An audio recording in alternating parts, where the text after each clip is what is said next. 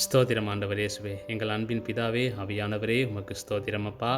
ஆண்டவரே இந்த நல்ல நாளை கொடுத்தீர். இந்த நாள் முழுவதும் எம் தேவனாய் உமது கிருபை எங்களோடு கூட இருந்து எங்களை பாதுகாத்து எங்களை வழிநடத்தின தயவுக்காய் ஸ்தோத்திரம் ஆண்டவரே. ஆண்டவரே இந்த நாளில் நாங்கள் செய்த எல்லா பயணங்களிலும் என் தேவனாய் உமது சமூகம் முன் சென்று எங்களை பாதுகாத்து எல்லா அசுத்தாவின் கிரியைகளிலும் ஆக்சிடென்ட் ஆவின் கிரியைகளிலிருந்து எங்களை விலக்கி என் தேவன் எங்களை கிருபையோடு அழைத்துச் சென்று கிருபையோடு அழைத்து வந்ததற்காய் ஸ்தோத்திரம் ஆண்டவரே.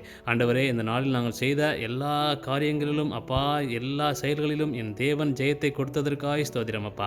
ஆண்டவரே இந்த நாளில் கூட முதலாளிமார் கண்களில் தயவுடைக்க பண்ணியதற்காய் ஸ்தோத்திரம் ஆண்டவரே இயேசுவே அப்பா.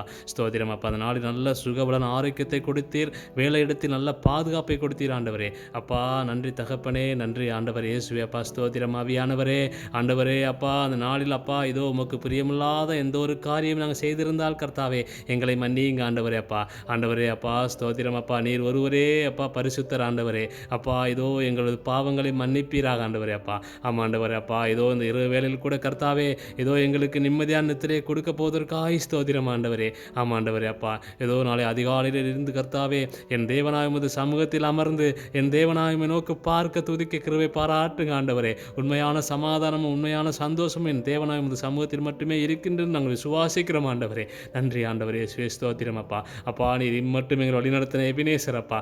இனிமேல் எங்கள் வழி நடத்துவீர் நாங்கள் விசுவாசிக்கிறோம். துதி கன மகிமையெல்லாம் மீட்பராகிய இயேசுவுக்கே. இயேசுவின் மூலம் பிதாவே. ஆமேன். ஹல்லேலூயா.